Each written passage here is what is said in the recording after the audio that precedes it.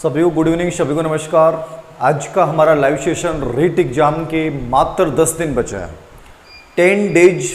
मैंने आज एक टेलीग्राम पे एक वीडियो का लिंक शेयर किया था आप लोगों के पास कि रीट 2018 से पहले कि किस प्रकार से आज का ही दिन मान लीजिए एक प्रकार से कि टोटल 10 डेज बचे थे। और मैंने झुंझुनू में बच्चों को लास्ट में एक रिवीजन क्लास के रूप में बुलाया था, एक मोटिवेशन क्लास के रूप में बुलाया था, माइंड प्रिपरेशन, एक माइंड सेट क्रिएट करने के लिए बुलाया था कि किस माइंड सेट से आपको एग्जाम में जाना है। तो उस दिन का एक वीडियो मैंने 10 मिनट का वीडियो मैंने बनाया था कि एग्जाम से 10 डेज पहले क्या करना है, कैसे क्या होना है, क्या बेटर होना है। उस वीडियो में मैंने ये चीज़ें शेयर की हैं, आप लोगों ने लगभग ने वो वीडियो देख लिया होगा। आज की सीरीज के तहत बहुत इंपॉर्टेंट सीरीज है, समय बहुत अच्छा चल रहा है, बहुत पॉजिटिव समय चल रहा है, बारिश बहुत अच्छी हो रही है, मौसम बहुत सुहावना है, एग्जाम्स का दौर चल रहा है, बहुत जल्दी बड़ी बड़ी एग्जाम्स होने जा रही हैं, उसके बाद जल्दी बहुत बड़ी बड़ी वैकेंसी आने वाली हैं। तो कुल मिला के हम कहें तो सब कुछ पॉजिटिविटी का माहौल है, सब कुछ सकारात्मकता का माहौल है। और इसी सकारात्मकता में आपको और सकारात्मकता तलाश करते हुए अपनी एग्जाम, अपनी तैयारी को अंतिम रूप देना है। आपके जो हथियार पड़े थे उनको एक धार देनी है और वो धार जो होगी वो बड़े कॉन्फिडेंस की होगी।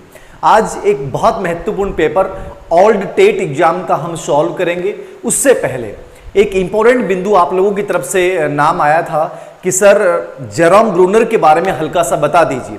तो जेरोम ब्रूनर को मात्र 5 से 7 मिनट में मैं क्लियर कर रहा हूं एकदम से, देखिएगा। मात्र 5 से 7 मिनट में हम जेरोम ब्रूनर को क्लियर करेंगे। मात्र 5 से 7 मिनट में मैं जेरोम ब्रूनर पूरा का पूरा आपको पढ़ा रहा हूं। उम्मीद करता हूं कि आपको बहुत अच्छे से समझ में आ जाएगा, ठीक है। देखिए, एक पर्सन की संभावना रहेगी जेरोम ब्रूनर के ऊपर कि मुझे जेरोम ब्रूनर पढ़ना है और जेरोम ब्रूनर के ऊपर क्या पर्सन बन सकता है। सिंपल सी बात है, बहुत फास्टली हम लोग पढ़ रहे हैं। आने वाले इस 8-9 दिन में बहुत सी स्पीड के साथ हम लोग चल रहे हैं।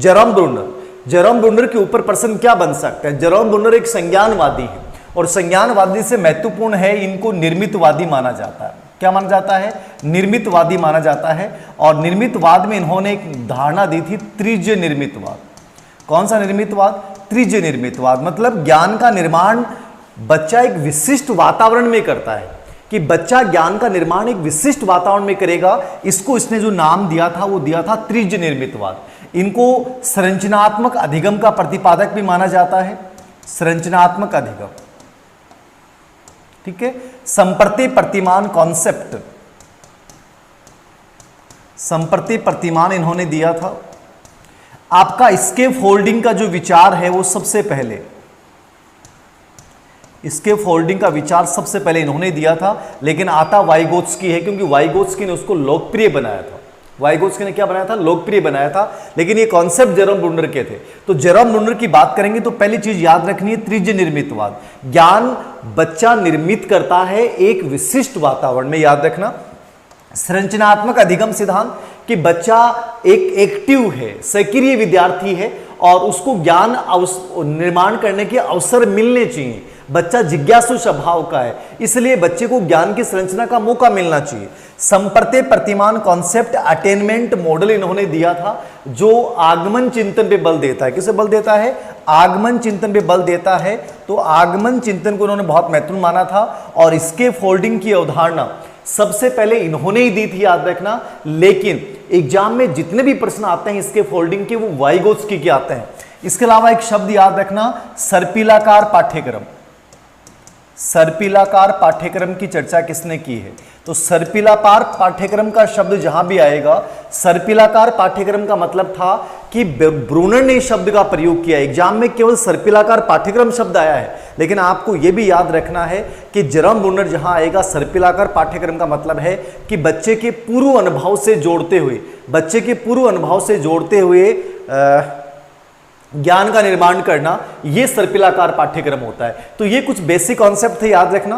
त्रिज्य निर्मितवाद, निर्मितवादी है। संरचनात्मक अधिगम, संप्रति प्रतिमान जो आगमन चिंतन पे बल देता है, इसके फोल्डिंग शब्द का प्रयोग सबसे पहले इन्होंने किया। सर्पिलाकार पाठ्यक्रम की इन्होंने चर्चा की है। इसके अलावा आप याद रखिएगा डिस्कवरी लर्निंग, डिस्कवरी लर्निंग की बात इन्होंने की थी। ठीक है, अन्वेषण अधिगम। तो डिस्कवरी, लर्निंग, अन्वेषण, अधिगम की चर्चा करने वाले कौन है? जेरोम ब्रूनर है। एक इन्होंने सीखने में संबद्धता को बहुत महत्वपूर्ण माना है। किसको माना है? रिलीवेंस, संबद्धता। वो संबद्धता दो प्रकार की हो सकती है, व्यक्तिगत हो सकती है और सामाजिक हो सकती है। तो संबद्धता ने रिलीवेंस को बहुत महत्वपूर्ण माना है। जेरोम ब्रूनर ने, याद रखना, रिलीवेंस शब्द जहां भी आएगा, संबद्धता जहां कहीं भी आएगा, चाहे वो व्यक्तिगत संबद्धता चाहे वो सामाजिक संबद्धता है, दोनों चीजें जेरोम ब्रूनर ने की। डिस्कवरी लर्निंग की चर्चा की, सर्पिलाकार पाठ्यक्रम मतलब पूर्व अनुभव से जोड़ते हुए पढ़ाना, और आगमन विधि को महत्वपूर्ण माना। ये तो बेसिक कॉन्सेप्ट है, याद रखना। तो ये जो बोर्ड पे मैंने लिखा है वो सब चीजें आप लोगों को देख के जानी है, मतलब जेरोम ब्रूनर आएगा। आगे देखिए जेरोम ब्रूनर पे और क्या प्रश्न बन सकता है। जेरोम ब्रूनर ने कहा है कि बालक को विकास की किसी भी अवस्था में कुछ भी सिखाया जा सकता है। विकास की किसी भी अवस्था में, विकास की किसी भी अवस्था में बालक को कुछ भी सिखाया जा सकता है। ठीक है, ये प्रश्न बहुत बार आया हुआ है, याद रखना। विकास की किसी भी अवस्था में बालक को कुछ भी सिखाया जा सकता है, ये जेरोम ब्रूनर का है। बहुत सारी जगह हो सकता है आपके दिमाग में आए गुरुजी पियाजे का लिखा हुआ है, यदि लिखा हुआ है तो वो गलत है, याद रखना। विकास की किसी भी अवस्था में बालक को कुछ भी सिखाया जा सकता है, ये आपको जेरोम ब्रूनर करना है। ये जेरोम ब्रूनर का स्टेटमेंट है और इसको लेक्चर में कई बार आया हुआ है। ठीक है, इसके अलावा अंतिम रूप से आपको याद रखना है, ब्रूनर जो है वो विकास को सतत प्रक्रिया मानते हैं। कौन सी प्रक्रिया मानते हैं? सतत प्रक्रिया। जब मैं आपको पियाजे मैंने आप लोगों को पढ़ाया था तो पियाजे में हमने बात की थी कि पियाजे ने संज्ञानात्मक विकास को असतत बताया। क्या बताया? असतत। लेकिन जेरोम ब्रूनर क्या मानता है? इसको सतत मानता है। तो दो चीजें समझना, सतत प्रक्रिया किसने कहा है? जेरोम ब्रूनर ने। असतत प्रक्रिया किसने कहा है? याद रखना, पियाजे ने। तो पियाजे संज्ञानात्मक विकास को असतत मानता है, जबकि ब्रूनर क्या मानता है? सतत मानता है। इसका याद रखना। पियाजे ये कहता है कि बच्चा व्यक्तिगत रूप से ज्ञान का निर्माण करेगा, वो दूसरे की सहायता नहीं लेगा, लेकिन ब्रूनर ने माना था कि वो दूसरों की सहायता ले सकता है। याद रखना, डिफरेंस बात कर रहा हूं ब्रूनर और पियाजे की। और एक डिफरेंस और याद रखिएगा कि जेरोम ब्रूनर ये कहते हैं कि भाषा संज्ञानात्मक विकास में योगदान देती है, भाषा संज्ञानात्मक विकास के लिए जरूरी है, जबकि पियाजे को नहीं माना है। पियाजे कहता है कि संज्ञानात्मक विकास में चिंतन महत्वपूर्ण है, चिंतन भाषा का निर्धारण करता है। तो पियाजे जहां चिंतन को इंपोर्टेंट मानता है भाषा के निर्धारण में, वहीं जेरोम ब्रूनर ये मानता है कि भाषा जो है वो चिंतन के निर्धारण में या संज्ञानात्मक विकास में योगदान देगी। तो एक नॉर्मली आपको अपने माइंड में डिफरेंस रखना है। जेरोम ब्रूनर संरचनात्मक अधिगम, संप्रत्य प्रतिमान, स्केप होल्डिंग की अवधारणा दी है, आगमन विधि को महत्वपूर्ण माना है, व्यक्तिगत सामाजिक संबद्धता को इन्होंने बहुत महत्वपूर्ण माना है, याद रखना, रिलीवेंस पे बल दिया है। ठीक है, सर्पिलाकार पाठ्यक्रम की अवधारणा इन्होंने दी है, संज्ञानात्मक विकास को इन्होंने सतत प्रक्रिया माना है, और ये माना है कि भाषा विकास संज्ञानात्मक विकास में योगदान देता है, और ये इनका स्टेटमेंट है कि विकास की किसी भी अवस्था में कुछ भी सिखाया जा सकता है। तो ये बेसिक बातें थी, याद रखना। अंतिम रूप से बता दूं कि ब्रूनर के बारे में आपको ये याद रखना है कि जेरोम ब्रूनर ने संज्ञानात्मक विकास की 3 अवस्थाएं बताई। कितनी अवस्थाएं बताई हैं? 3 अवस्थाएं। तो याद रखिएगा, विधि निर्माण। ठीक है, विधि निर्माण को इसने क्या नाम दिया था? इनएक्टिव अवस्था। दूसरा है, इसने नाम दिया था प्रतिमात्मक, आइकॉनिक स्टेज। और तीसरा इसका स्टेज था सांकेतिक अवस्था, सिंबॉलिक स्टेज।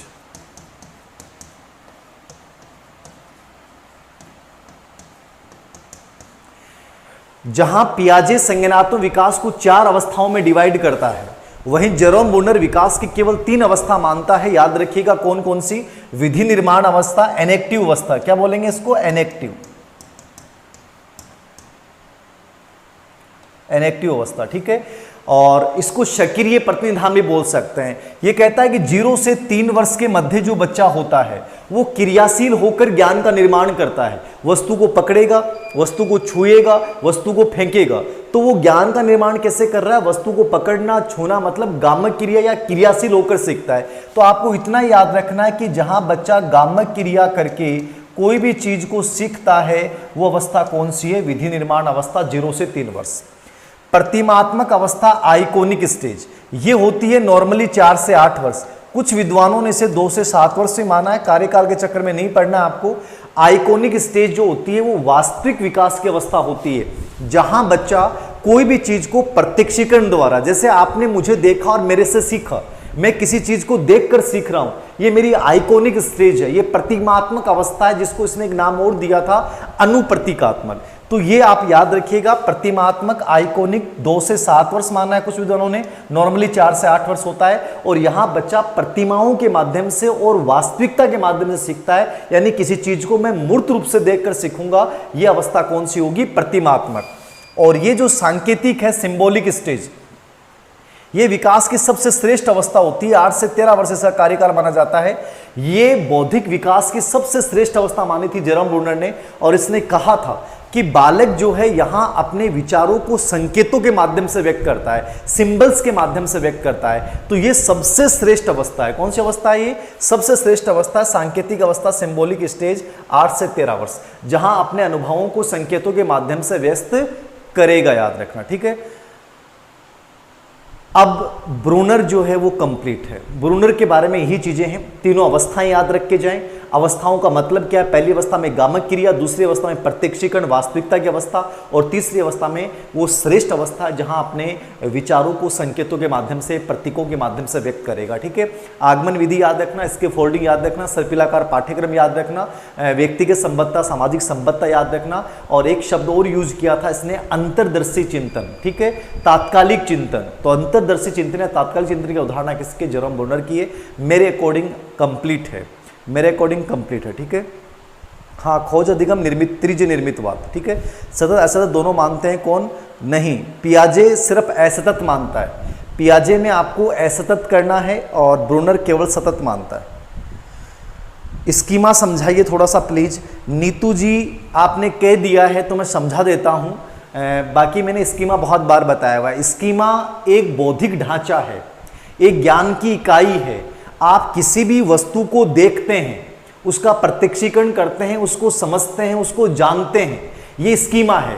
कोई भी चीज को आपने देखा, उसको जाना, उसको समझा, आपके माइंड में उसकी एक प्रतिमा बन जाएगी, इसी को अपन स्कीमा बनते हैं, जिसके द्वारा अपन किसी वस्तु की पहचान करते हैं, जिसके द्वारा हम किसी वस्तु की व्याख्या करते हैं, ये सब हमारी स्कीमा है।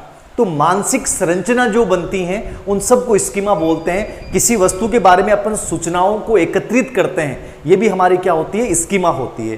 तो ये स्कीमा होगी, याद रखना, मैंने समझा दिया, देख लीजिएगा। अब सीधे मैं आता हूं पेपर के ऊपर। पेपर, हम एक एचटेट का ओल्ड पेपर सॉल्यूशन कर रहे हैं, अच्छा पेपर है, और इस पेपर के माध्यम से जानिएगा कि आपको इनमें से कितने प्रश्न आ रहे हैं और आपकी स्थिति क्या है। अच्छा पेपर है, रीट का लगभग ऐसा ही मीडियम सा पेपर आता है, तो कोशिश कीजिएगा। पहला प्रश्न आप लोगों के सामने है, निम्नलिखित में से कौन सा लक्षण अंतर्मुखी व्यक्तित्व का नहीं है? देखिए, प्रश्न व्यक्तित्व के प्रारूप उपागम पे एक प्रश्न आना है। कल हमारा 11वीं और 12वीं की किताब से एक जो टॉपिक हमारे सिलेबस में वहां दिए गए हैं, जो टॉपिक हमारे रीट के सिलेबस में 11वीं 12वीं किताब में दिए गए हैं, उनका कल मेगा टेस्ट होगा। ब्लूप्रिंट बेस होगा, आरबीसी बोर्ड के ब्लूप्रिंट ही होगा, बस वहां से उन्हीं टॉपिकों में से प्रश्न उठाए हैं जो ब्लूप्रिंट के अकॉर्डिंग आने चाहिए, लेकिन वो बनाया गया है आरबीसी बोर्ड की 11वीं 12वीं की किताबों से। तो कल का साइकोलॉजी का मेगा टेस्ट है, और हो सकता है जल्दी ले लें, अपन 4 बजे ले लें, 5 बजे तो लेना ही लेना है, 4 बजे भी मैं ले सकता हूँ, शाम को मैं सॉल्यूशन करवाऊंगा। तो कल आपका साइकोलॉजी का मेगा टेस्ट होगा। आरबीसी बोर्ड की बुक्स को आप पढ़ सकते हैं, या आपने अवनी पढ़ी है तो उसमें ऑलरेडी आरबीसी बोर्ड मैंने दे रखा है, तो एक अपनी तैयारी को देखिएगा। कल का पेपर बहुत अच्छा पेपर होगा, कल का मेगा टेस्ट। कौन सा लक्षण अंतर्मुखी व्यक्तित्व का नहीं है? देखिए, अंतर्मुखी व्यक्तित्व का कौन सा लक्षण नहीं है? तो आत्म केंद्रित तो होते हैं अंतर्मुखी, अपने आप से मतलब है, और बहिर्मुखी होते हैं लोक केंद्रित। रूढ़िवादी अंतर्मुखी होते हैं, जबकि वो स्पष्टवादी होते हैं, वो रूढ़िवादी नहीं होते हैं, वो परिवर्तनशील होते हैं। कौन? बहिर्मुखी। सामाजिकता अंतर्मुखी में नहीं होती है, बहिर्मुखी में होती है। इनमें सामाजिकता का बहुत कम अभाव पाया जाता है, बहुत कम गतिविधियों में भाग लेते हैं। दब्बूपन की प्रवृत्ति, मतलब हमेशा डरपोक किस्म के, भीरू किस्म के, गुरुजी मर रहे हैं, गुरुजी हार रहे हैं, इंट्रोवर्ट की पहचान है। बहिर्मुखी कहेगा हो जाएगा, कर लेंगे, सब बेटर होगा, ठीक है। तो यहाँ विशेषता, सामाजिकता विशेषता जो है वो बहिर्मुखी की है, बाकी विशेषताएं सब के सब किसकी हैं? अंतर्मुखी की। तो आंसर क्या हो गया? सी हो गया। क्या हो गया? सी हो गया। सर ऊपर से बोर्ड नहीं दिख रहा है, नहीं दिख रहा क्या बोर्ड? एक मिनट देखो, सही कर देते हैं, अभी सही कर देते हैं।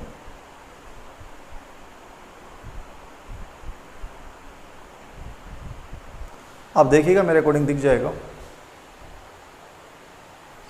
अब बताना एक बार, सही दिख रहा है? निम्नलिखित में से कौन सा चरण व्यक्तित्व का नहीं है? आप देखिएगा, दिख जाएगा शायद आपको ना। जूम ज़्यादा कर रखा था मैंने, कोई दिक्कत नहीं है, बट आप देखिएगा सही होगा शायद।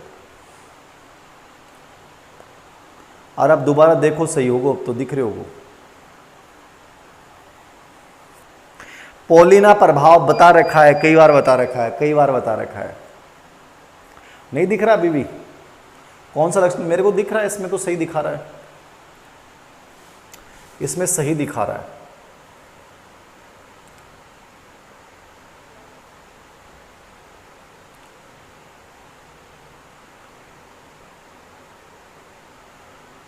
मेरे अकॉर्डिंग दिख रहा होगा, ऐसा नहीं हो सकता कि अब नहीं दिख रहा है। कैमरा दूरी है। यस सर, यस सर, अब ठीक है, चलो ठीक है, ठीक है। अगला प्रश्न है, अधिगम के नियम के तहत तत्परता का नियम किसने दिया है? बहुत इजी प्रश्न है और यहां आपको सोचने की आवश्यकता नहीं है। एडवर्ड एल थॉर्नडाइक ने तत्परता का नियम दिया। रेडीनेस, कि मैं किसी कार्य को करने के लिए शारीरिक मानसिक रूप से तैयार हूं तो सीख जाऊंगा, वरना नहीं सीखूंगा। वाटसन ने व्यवहारवाद का प्रतिपादन किया था। इवान पेट्रोविच पावलो ने संबद्ध प्रतिक्रिया सिद्धांत 1904 में दिया है। और मैक्स वर्दीमन ने गेस्टाल्टवादी संप्रदाय दिया है। क्या दिया है? गेस्टाल्टवादी संप्रदाय की स्थापना 1912 में की है। तो इनमें से आंसर हो जाएगा थॉर्नडाइक। नेक्स्ट, तीसरा प्रश्न, निम्नलिखित में से कौन सी विधि प्राथमिक स्तर पे शिक्षण के लिए उपयुक्त नहीं है? निम्न में से कौन सी विधि प्राथमिक स्तर के लिए उपयुक्त नहीं है? बताएं बताएं। देखिए मैंने बता दिया है, ये डाउटफुल चीज थी। जीन पियाजे ने सतत असतत बताया आपको। अभी मैंने 2-3 बार पहले डाउटफुल में भी चर्चा कर ली थी इस पर्सन की, बार बार मैं चर्चा नहीं करूं। डाउटफुल सीरीज को कंप्लीट देख लो, उसमें सब कंफ्यूजन दूर हो जाएंगे। डाउटफुल में हर चीज करवा रखी है। जीन पियाजे ने संज्ञानात्मक विकास को आपको असतत ही बताना है। अब कितनी बार करूं? अब कागज पे लिख के दूं क्या कि ये ऐसा होगा? बता दिया मैंने। डाउटफुल में भी 3-4 बार चर्चा कर ली है कि पियाजे मतलब असतत ही करके आना आपको। तो कौन सी विधि प्राथमिक स्तर पर शिक्षण के लिए उपयुक्त नहीं है? समस्या समाधान, गतिविधि उपागम, व्याख्यान विधि, प्रोजेक्ट विधि। कौन सी विधि प्राथमिक स्तर पर शिक्षण के लिए उपयुक्त नहीं है? समस्या समाधान, गतिविधि, व्याख्यान या प्रोजेक्ट विधि। देखिए समस्या समाधान विधि प्राथमिक स्तर पर उपयुक्त होती है। जॉन डीवी ने इसका स्पेशली प्रतिपादन किया, सुकरात ने इसका प्रतिपादन किया है। गतिविधि उपागम, एक्टिविटी बेस्ड लर्निंग, ये भी उपयोगी माना गया है। व्याख्यान विधि हमेशा उच्चतम स्तर पर उपयोगी होता है, प्राथमिक स्तर पर नहीं होती। प्रोजेक्ट विधि भी प्राथमिक स्तर पर उपयोगी होती है, जिसका प्रतिपादन किलपेट्रिक ने किया था। तो व्याख्यान विधि में क्या करना है आपको? एक प्रकार से मानना है कि उच्च लेवल पे, स्पेशली माध्यमिक, उच्च माध्यमिक पे, ठीक है। देखिएगा नेक्स्ट देखिए, चौथा प्रश्न, वह गत्यात्मक बल जो बालक के व्यवहार को ऊर्जा देता है और वह सीखने की क्रिया करता है वह है। वह गत्यात्मक बल जो बालक के व्यवहार को ऊर्जा देता है और वह सीखने की क्रिया करता है वह क्या है? बहुत अच्छा प्रश्न है, समझना है, नॉर्मल सी चीज है, ठीक है। गत्यात्मक, टू मूव, गति करना। मोटिवेशन शब्द की उत्पत्ति लैटिन भाषा की शब्द से हुई है, मोवियर से हुई है या मोटम से हुई है, और जिसका शाब्दिक अर्थ क्या होता है? गति करना। तो आपको वहां से चीज पकड़नी है कि गत्यात्मक, गति शब्द किससे जुड़ी हुई है? मोटिवेशन से जुड़ी हुई है। तो जो बालक के व्यवहार को ऊर्जा देगा, ये वुडवर्थ का स्टेटमेंट था। ये स्टेटमेंट वुडवर्थ का स्टेटमेंट था कि बालक के व्यवहार को ऊर्जा देना की प्रक्रिया कौन करता है? मोटिवेशन करता है, और वह सीखने की क्रिया करता है। तो यहां पे आंसर क्या हो जाएगा? प्रबल प्रेरणा। क्या हो जाएगा? प्रबल प्रेरणा हो जाएगा, याद रखना, ठीक है। तो अवरोध और लक्ष्य तो हो ही नहीं सकते। लक्ष्य जरूरी नहीं है गत्यात्मक हो, लक्ष्य स्थिर भी हो सकता है, लेकिन मोटिवेशन का स्वरूप हमेशा गत्यात्मक होता है। तो आंसर क्या हो जाएगा? बी। नेक्स्ट 5 नंबर पे, निम्नलिखित में से किसे व्यक्तित्व की नैतिकता वाली भुजा कहेंगे?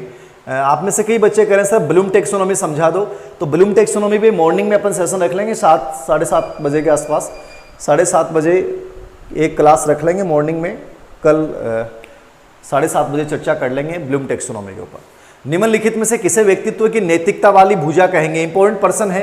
देखिए यहाँ तीनों बिंदु समझ लीजिएगा, तीनों बिंदु समझ भी लीजिएगा। नैतिकता वाली भुजा किसे कहेंगे? उपाह इड को कहेंगे? इड तो नहीं है, इड तो राक्षसी है। मन में जितने भी गलत कार्य करवाता है वो ईड करवाता है, तो ये तो नैतिकता का तो संबंध हो ही नहीं सकता, ये तो राक्षस है, ये तो गलत कार्य जितने भी करवाएगा वो ईड करवाएगा। तो मन में जितने भी गलत विचार आते हैं, राक्षसी विचार आते हैं, गंदे विचार आते हैं, दमित इच्छाएं आती हैं, वो सब ईड है। तो ये मूल प्रवृत्तियों का केंद्र है, जैविक ऊर्जा का स्रोत है। ईगो जो होता है वो वास्तविकता से संबंध रखता है, चेतन से संबंध रखता है, ठीक है। ये सही और गलत का अंतर बताता है, बुद्धि से कार्य करता है, ठीक है। इसलिए व्यक्तित्व का सबसे संतुलित पक्ष जो होता है वो याद रखना ईगो होता है। परा सुपर ईगो, इसको मनुष्य बोलते हैं, मानव बोलते हैं। ये राक्षस है, याद रखना क्या है, ये राक्षस है। और ये क्या है, देवता है। कि जिंदगी में कभी किसी का बुरा मत कीजिए, भला नहीं कर सकते तो कम से कम बुरा मत कीजिए। ये ईड और ईगो दोनों पे कंट्रोल करता है, तो इसको नैतिकता की भुजा कहा जाता है। क्या कहा जाता है, नैतिकता की भुजा कहा जाता है, याद रखना, ठीक है। और ईड तथा सुपर ईगो तो हो ही नहीं सकता, तो आपका आंसर होगा 3 नंबर पे परा है। सुपर ईगो को नैतिकता की क्या कहते हैं, अपन भुजा कहते हैं, तो याद रखिएगा, इंपॉर्टेंट। नेक्स्ट 6 नंबर पे, शिक्षा मनोविज्ञान की विषय वस्तु निम्नलिखित में से किन मुख्य कारकों से ओतप्रोत घूमती है। नॉर्मली आप लोग रीट की तैयारी कर रहे हैं तो नॉर्मली आपके सिलेबस में कहीं भी शिक्षा मनोविज्ञान वाला टॉपिक नहीं है, लेकिन फिर भी आप हल्का सा ऐसा प्रश्न मान लीजिए आ भी जाता है तो कोई फर्क नहीं पड़ता, नॉर्मली समझ के दे सकते हैं कि शिक्षा मनोविज्ञान की विषय वस्तु में क्या आएगा, शिक्षार्थी और अधिगम अनुभव, निश्चित रूप से दोनों आएंगे। शिक्षक व अधिगम प्रक्रिया ये भी आएगा, अधिगम परिस्थितियां ये भी आएगा, सभी विकल्प सही हैं। तो सभी विकल्प सही हैं, अधिगम कर्ता भी आएगा, अधिगम स्थिति भी आएगा, अधिगम अनुभव भी आएगा, मूल्यांकन भी आएगा, ठीक है, प्रक्रियाएं भी आएंगी, कंप्लीटली प्रोसेसिंग आएगी। इसलिए आपको ये सभी आंसर सही हैं। क्या है, सभी आंसर सही हैं, तो आंसर क्या हो गया, डी। फोर्थ ऑप्शन जो है वो क्या हो जाएगा, सही हो जाएगा। फोर्थ ऑप्शन क्या हो जाएगा, सही हो जाएगा, याद रखना, ठीक है। तो फोर्थ ऑप्शन याद रखना। ये प्रश्न वैसे नॉर्मली आते नहीं है, फिर भी आपके सामने आए तो निम्नलिखित में से कौन सा कथन सही है, कौन सा कथन सही है, बहुत अच्छा प्रश्न है, कौन सा कथन सही है।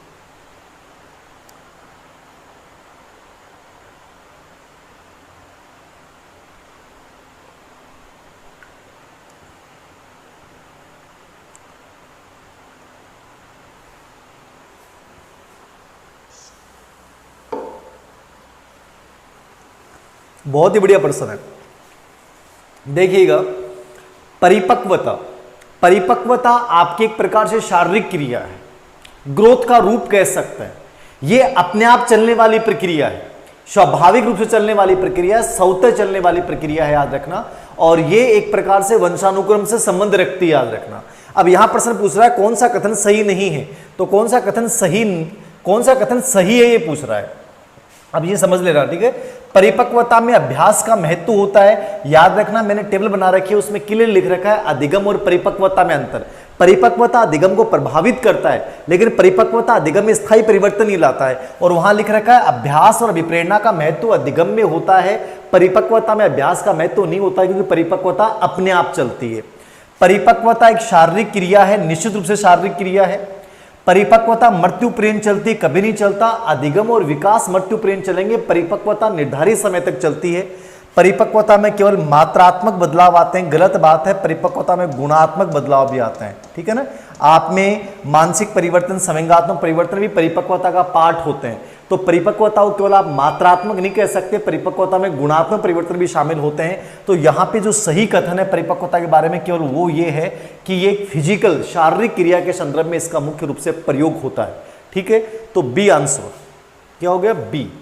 बहुत अच्छा प्रश्न है, ऐसा प्रश्न आ सकता है एग्जाम में आपके सामने, समझ के जाना परिपक्वता अधिगम का अंतर। शिक्षा मनोविज्ञान अधिक बल देता है, किसे बल देता है शिक्षा मनोविज्ञान, शिक्षक केंद्रित शिक्षा पे, बाल केंद्रित शिक्षा पे, पाठ्यक्रिया केंद्रित शिक्षा पे, या विद्यालय केंद्रित शिक्षा पे। तो ये प्रश्न का आंसर याद रखना, शिक्षा मनोविज्ञान का मूल बेस बालक है, हर चीज में बच्चा प्रधान है। तो आप तो साइकोलॉजी में ऐसा कोई भी प्रश्न आता है तो माइंड में याद रखना कि आपको बच्चे को ही प्रधान मान के उत्तर दे के आना है। बच्चा प्रधान है, ना टीचर प्रधान है, ना बाकी चीजें प्रधान है, बच्चा आपके माइंड में रहना चाहिए, तो बच्चा प्रधान है, याद रखना।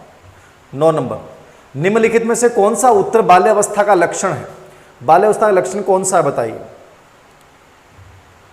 बाल्यावस्था का लक्षण है हठी स्वभाव होना, समय की संकल्पना, सामाजिक संकल्पना, या वीर पूजा। तो बाल्यावस्था की कौन सी विशेषता नहीं होगी बताइए, हठी होना उत्तर बाल्यावस्था की, समय की संकल्पना, और सामाजिक संकल्पना या वीर पूजा, ठीक है। Self assertion, time concept, social लेडेंसी, हीरो वर्शिप, कौन सा होगा बताइए। तो देखिए उत्तर बाल्यावस्था की जब भी अपन बात करेंगे तो उत्तर बाल्यावस्था में याद रखना हठी जो स्वभाव होता है वो पूर्व बाल्यावस्था का होता है, जिद जो बच्चा करता है। समय की संकल्पना का विकास भी पूर्व बाल्यावस्था में 4 से 5 साल के बच्चे में होना शुरू हो जाता है। समय की संकल्पना, सामाजिक संकल्पना, बच्चा सबसे अधिक सामाजिक और नैतिक याद रखना उत्तर बाल्यावस्था में बनेगा। तो समय सामाजिकता और नैतिकता की संकल्पना आएगी तो आपको उत्तर बाल्यावस्था करना है। वीर पूजा, हीरो वर्शिप, ये किशोर अवस्था का लक्षण है। तो अच्छा प्रश्न है, याद रखना सामाजिक संकल्पना और नैतिक संकल्पना जहां कहीं भी आएगा आपको उत्तर बाल्यावस्था करना। जीन पियाजे ने संज्ञानात्मक विकास की कितनी अवस्थाओं की चर्चा की है? बहुत इजी सा प्रश्न है। जीन पियाजे ने संज्ञानात्मक विकास की 4 अवस्थाओं की चर्चा की है, संवेदीगामक, पूर्व संक्रियात्मक, मूर्त संक्रियात्मक और औपचारिक संक्रियात्मक। चारों अवस्थाओं को बहुत अच्छे से पढ़ के जाइएगा। और 3 अवस्थाएं बताई थी जेरोम ब्रूनर ने, 8 अवस्थाएं बताई हैं रॉबर्ट गेने ने, ठीक है। तो इनमें से आंसर हो गया चौथा, 4 अवस्था। निम्नलिखित में से कौन सा कथन सही नहीं है? बहुत अच्छा प्रश्न है ये, प्रश्न बहुत अच्छा आने वाला प्रश्न है ये आने वाला प्रश्न है, इसको समझिएगा। कौन सा कथन सही नहीं है? मेघा और सृजनात्मकता एक दूसरे के पर्यायवाची हैं, सही है क्या ये बात? एक मेधावी बालक हो सकता है, सृजनात्मक ना हो, सही नहीं पूछ रहा है। एक सृजनात्मक बालक ऊंचे दर्जे का मेधावी हो सकता है और एक मेधावी बालक हो सकता है कि सृजनात्मक नहीं हो। मतलब प्रतिभाशाली, क्रिएटिव हो, ये अनिवार्य नहीं है, वो हो सकता है लेकिन अनिवार्य शर्त नहीं है। और एक मेधावी सृजनात्मक बालक मेधावी हो सकता है, ठीक है। और एक सृजनात्मकता का पोषण किया जा सकता है, एकदम सही है। सृजनात्मकता का विकास किया जा सकता है, सृजनात्मकता को डेवलप किया जा सकता है प्रशिक्षण के द्वारा, तो सृजनात्मकता का पोषण हो सकता है। ये तीनों नीचे वाले सही हैं। सृजनात्मकता और मेघा एक दूसरे के पर्यायवाची नहीं हो सकते। पर्यायवाची का मतलब है दोनों समान है, समान नहीं है, दोनों अलग अलग आयाम है, संबंध है इन दोनों में, लेकिन ये एक दूसरे के समानार्थी शब्द नहीं है। तो पर्यायवाची जो शब्द है वो गलत लिखा हुआ है, याद रखना। तो ये आंसर गलत हो गया। 12 नंबर का प्रश्न देखिए।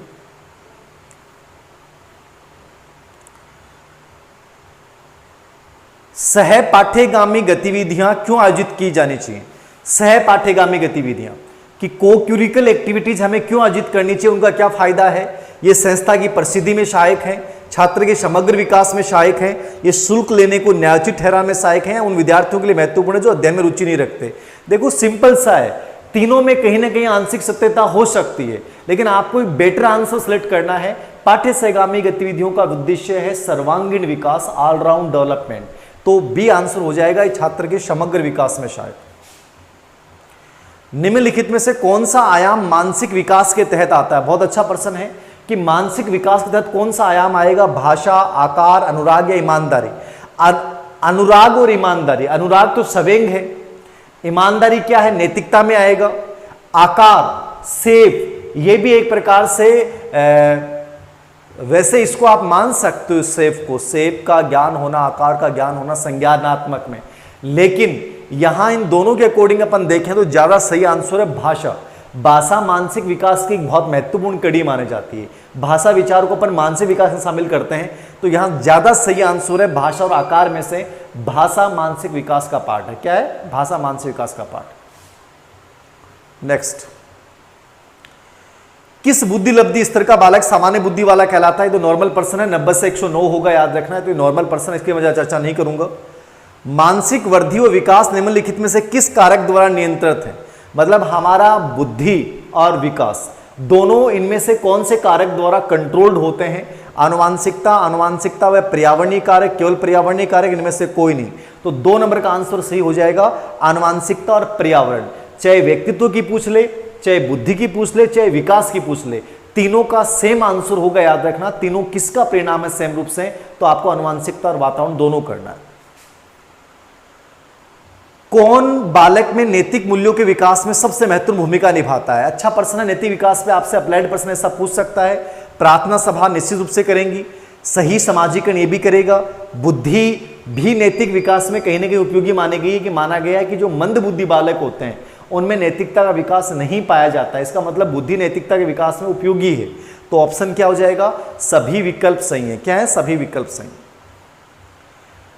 कक्षा में शिक्षण सहायक सामग्री का उपयोग किया जाता है, तो बहुत पॉजिटिवली अप्लाइड सा प्रश्न है। और ऐसे प्रश्नों में हमेशा ये देखिए कि सबसे बेस्ट ऑप्शन कौन सा है, तो इन चारों में से बेस्ट ऑप्शन कौन सा हो जाएगा, तो निश्चित रूप से पहला ऑप्शन दिख रहा है, विशिष्ट अधिगम परिस्थितियां निर्माण में। मतलब कि टीचिंग एड का प्रयोग अपन अधिगम परिस्थिति के निर्माण में करते हैं, और अधिगम परिस्थिति में सब आ गया, रुचि का विकास करना, बच्चे का ध्यान केंद्रित करना, अधिगम को मोटिवेटेड बनाना, ठीक है, रुचिकर बनाना, ये सब चीजें आ गई। तो अधिगम परिस्थितियां ज्यादा बेस्ट आंसर। नेक्स्ट,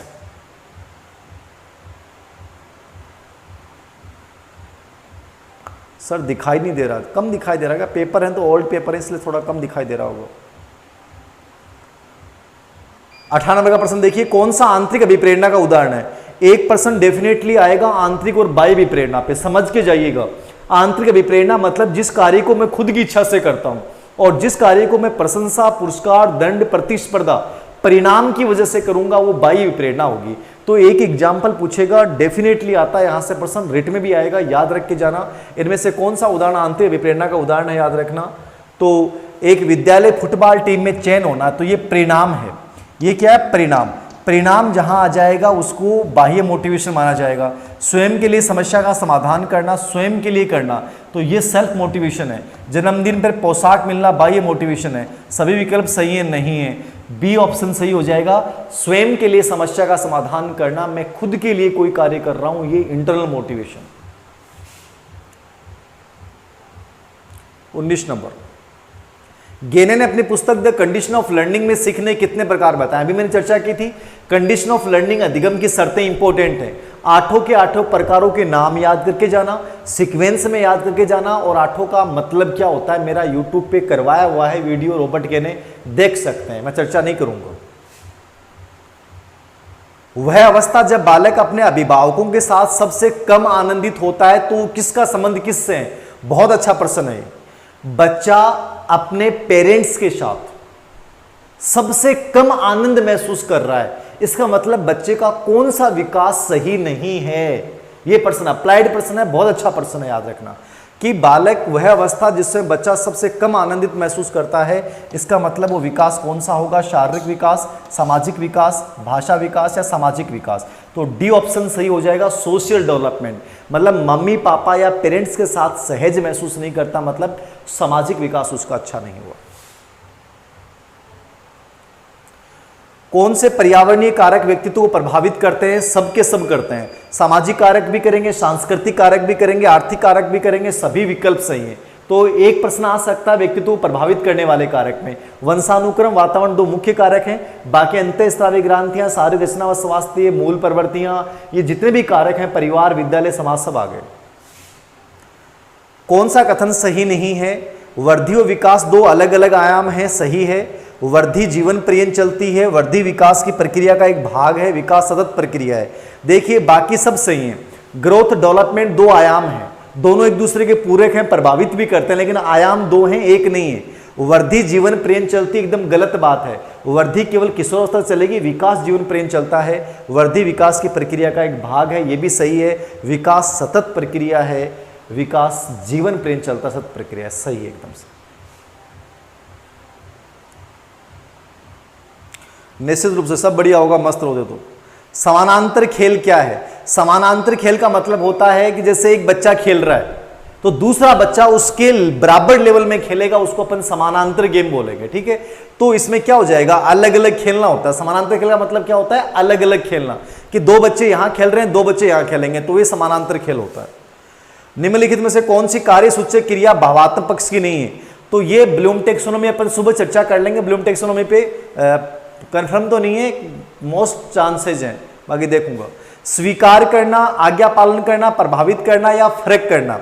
देखो सिंपल सा है, चाहे आपने एक तीनों ही नहीं पढ़े हो, लेकिन आपने ये जरूर पढ़ा है कि ज्ञानात्मक पक्ष में क्या आता है। ज्ञानात्मक पक्ष में क्या आता है, ज्ञान, बोध, प्रयोग, विश्लेषण, संश्लेषण, मूल्यांकन। और वर्गीकरण जो करते हैं या अपन अवबोध करते हैं, दोनों में शब्द आता है कि वस्तुओं को अलग अलग करना, डिफरेंस करना। तो डिफरेंस करना ज्ञानात्मक पक्ष का पार्ट होता है। स्वीकार करना भी भावात्मक है, आज्ञा का पालन भी भावात्मक है, प्रभावित करना, इंफ्लुएंस डालना भी भावात्मक पक्ष है, ठीक है। लेकिन अंतर करना हमेशा कौन से पक्ष में आएगा, ज्ञानात्मक में आएगा। तो सी आंसर सही है। ये ब्लूम टेक्सोनोमी देख के जाइएगा। स्मृति स्तर के शिक्षण प्रतिमान के प्रतिपादक हैं, ये शिक्षण अधिगम प्रक्रिया जो टॉपिक है उस पे आएगा। और ये तीनों प्रतिमान देख के जाना, स्मृति स्तर, बौद्ध स्तर और चिंतन स्तर, ठीक है। स्मृति के प्रतिपादक हर्बर्ट हैं, बौद्ध के मॉरिसन हैं और उसके चिंतन के हंट है। तीनों को याद करके जाना। तो यहां स्मृति स्तर पूछ रहा है तो आंसर क्या हो जाएगा, हर्बर्ट हो जाएगा, ए आंसर। कौन सा अनौपचारिक शिक्षा का स्रोत नहीं है? अनौपचारिक शिक्षा कौन सी है? तो माता पिता द्वारा दी गई शिक्षा। अनौपचारिक का मतलब जिसका कोई समय स्थान नहीं होता उसको अनौपचारिक बोलते हैं, और जिसका समय स्थान होता है वो औपचारिक होती है। माता पिता द्वारा दी गई शिक्षा, पास पड़ोस द्वारा दी गई शिक्षा, साथियों के समूह से प्राप्त शिक्षा, या कक्षा कक्ष में शिक्षा। तो कक्षा कक्ष में जो शिक्षा मिलती है वो तो होती है औपचारिक, और जो कक्षा कक्ष से बाहर मिलती है वो अनौपचारिक है। ऊपर वाले तीनों सही हैं, लेकिन डी ऑप्शन गलत है। कक्षा कक्ष में जो मिलेगी औपचारिक होगी, याद रखना। शिक्षार्थी की अभिरुचि और अभिक्षमता के बारे में वेद और विश्वसनीय निष्कर्ष पे पहुंचने की विधि है। कौन सी विधि है? विश्वसनीय निष्कर्ष पे पहुंचने की विधि, अभिरुचि और अभिक्षमता के बारे में। तो याद रखना, जहां भी विश्वसनीय निष्कर्ष की बात आ जाए, चाहे व्यक्तित्व के अंतर्गत पूछे चाहे किसी भी पूछे, आपको एक ही आंसर करना है, प्रेक्षण विधि। प्रोजेक्शन मेथड सबसे बढ़िया मेथड होते हैं विश्वसनीयता के हिसाब से। तो आपको ध्यान ही नहीं देना है। अंतर्निरीक्षण विधि में खुद को अन्वेषण करना है, तो यहाँ निष्कर्ष वेद नहीं हो सकते। प्रयोगात्मक विधि में निर्धारित परिस्थितियों में किया जाता है, बल्कि है इसमें भी, लेकिन इस सबसे बेस्ट जो होती है वो वस्तुनिष्ठ प्रेक्षण विधि होती है, ठीक है। सभी विकल्प सही है, तो ए आंसर सही है। कौन सी शिक्षण व्यू रचना संज्ञानात्मक, भावात्मक और मनोगत्यात्मक पक्षों के तहत अधिगम उद्देश्यों को पूरा करती है? कौन सी शिक्षण व्यू रचना जो है वो संज्ञानात्मक, भावात्मक और मनोगत्यात्मक पक्षों के तहत अधिगम उद्देश्यों को पूरा करती है? व्याख्यान तो केवल संज्ञानात्मक के उद्देश्यों को पूरा करती है। समूह चर्चा जो है वो मनोगत्यात्मक पक्ष पे स्पेशली बहुत अच्छी है, मनोगत्यात्मक पक्ष पे, ठीक है। लेकिन भावात्मक हो जरूरी नहीं है। भूमिका निर्वाह, भूमिका निर्वाह में आप इमोशंस को व्यक्त करते हैं तो भावात्मक तो ही है, करके दिखाते हो इसलिए क्रियात्मक भी है, और रोल प्लेइंग को ज्ञानात्मक सूचनाओं का स्रोत भी माना जाता है। तो रोल प्ले ज्ञानात्मक, भावात्मक और क्रियात्मक तीनों ही चीजों का प्रमुख माध्यम विधि है। अच्छा प्रश्न है, आने वाला प्रश्न है, देख सकते हैं। सी आंसर भूमिका निर्वाह है, रोल प्ले सबसे अच्छी विधि मानी जाती है तीनों पक्षों के हिसाब से। और अंतिम प्रश्न है पुनर्बलन। पुनर्बलन निम्नलिखित में से किस प्रक्रिया का भाग है? तो पुनर्बलन शिक्षण का भाग है, अधिगम का भाग है, अनुदेशन का भाग है, उपयुक्त में से कोई नहीं। तो देखो, रीइंफोर्समेंट मुख्य रूप से अधिगम का भाग है। अब अधिगम शिक्षण का भाग है, तो वैसे तो शिक्षण में प्रयोग है, अनुदेशन में प्रयोग है, लेकिन मुख्य रूप से प्रश्न पूछता है पुनर्बलन निम्नलिखित में से किस प्रक्रिया का भाग है? तो इसका आंसर जो माना जाएगा वो अधिगम माना जाएगा। क्या माना जाएगा? इसका आंसर अधिगम माना जाएगा। पुनर्बलन अधिगम प्रक्रिया का पार्ट है। ये 30 प्रश्न थे एस्टेट के, एक प्रश्न यहाँ डिलीट कर दिया गया तो उसकी मैं चर्चा नहीं कर रहा हूँ। तो ये देख लीजिएगा, 30 प्रश्न आपके एक प्रकार से तैयार हुए होंगे, एक आइडिया लगा होगा कि ऐसे क्वेश्चन आ सकते हैं एग्जाम में, ठीक है। जेरोम ब्रूनर मैंने समझा दिया है। कल अपना मेगा टेस्ट रहेगा साइकोलॉजी का, आरबीएससी बोर्ड की जो 11वीं 12वीं किताब है उनके बेस पे। और कल दिन में टाइम मिला तो मैं कोहलबर्ग भी समझा सकता हूँ, या परसों कोहलबर्ग समझा दूंगा। और उसके अगले दिन एक टीचिंग मेथड की अपन एक क्लास लाइव सेशन रख लेंगे, टीचिंग मेथड के ऊपर इंपॉर्टेंट डिस्कशन रख लेंगे, ठीक है। और बाकी कुछ बचेगा वो रख लेंगे। संभवतः सीकर में संडे को सीकर पे एक ऑफलाइन मैराथन क्लास में ले सकता हूँ। जगह की तलाश कर रहा हूँ, जैसे ही उपयुक्त जगह मिल जाएगी तो संडे को सीकर में एक अच्छी मेगा क्लास हो जाएगी, जिसमें कंप्लीट रिवीजन, इंपॉर्टेंट डिस्कशन और माइंड सेट आपका पॉजिटिवली करना उसका उद्देश्य रहेगा। तो थैंक यू वेरी मच। जय हिंद, जय भारत, वंदे मातरम।